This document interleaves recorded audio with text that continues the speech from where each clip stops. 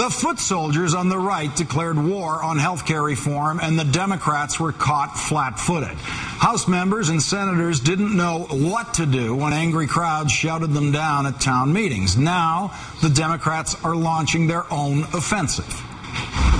Desperate Republicans and their well-funded allies are organizing angry mobs, just like they did during the election. Their goal? Destroy President Obama and stop the change Americans voted for overwhelmingly in November. It will break him. I hope he fails. This mob activity is straight from the playbook of high-level Republican political operatives. They have no plan for moving our country forward, so they've called out the mob. And I want to know, why are you people ignoring his birth certificate? Call the Republican Party. Tell them you've had enough of the mob. President Obama is calling on the people who helped get him elected to campaign for his health care plan. The president sent this email via the PAC Organizing for America today. We didn't win last year's election together at a committee hearing in D.C. We won it on the doorsteps and the phone lines, at the softball games and the town meetings. And if you're willing to step up once again, that's exactly where we're going to win this historic campaign for the guaranteed, affordable health insurance that every American deserves. The Obama White House wants to reignite its support base to take on a legislative agenda. That was why Organizing for America was created in the first place. But what is the president actually asking his supporters to campaign for? There is no plan yet. There's no consensus bill in the House and the Senate. Maybe the mob will provide enough motivation, enough of an enemy to rally the liberal base. But at some point, Obama supporters will ask, what exactly are we fighting for? Not just what are we fighting against. For example, no show has been more vigilant about the public option than this one. Ed Schultz has pushed it day in and day out. But today, when NBC's Chuck Me Now is Democratic Congressman Lloyd Doggett of Texas, a member of the Ways and Means Committee in the House of Representatives. Congressman Doggett, you had one of these famous events where you were basically kind of chased into your car and out of there by these protesters who... Well, Lawrence, that's really the right-wing spin on it. They dribbled out a little videotape. What it doesn't show is that I spent an hour discussing and debating this bill and listening to all the taunts and the pictures of the tombstones with my name on it. And they show some video at the end when their noise got so loud it just wasn't productive to stay any longer.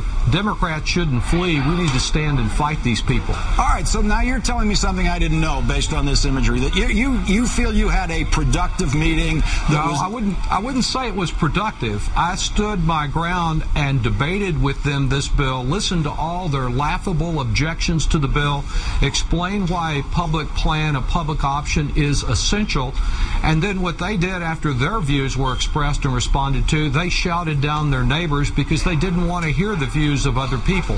And when it became obvious a little over an hour that they wouldn't let other people speak, I decided to move on to the next event. They followed me to two more events, and finally in one of them the police had to kind of separate out a couple of their members. They were interested in disruption, not dialogue. All right, I want to read you an account of one of the people who was there, one of the protesters that appeared in the New York Times, and you tell me if this is, obviously there's coloration in it, but how accurate is this? This person said the congressman jumped in his car and fled. It was like he was tarred and feathered and ridden out of town on a rail. It was a beautiful thing.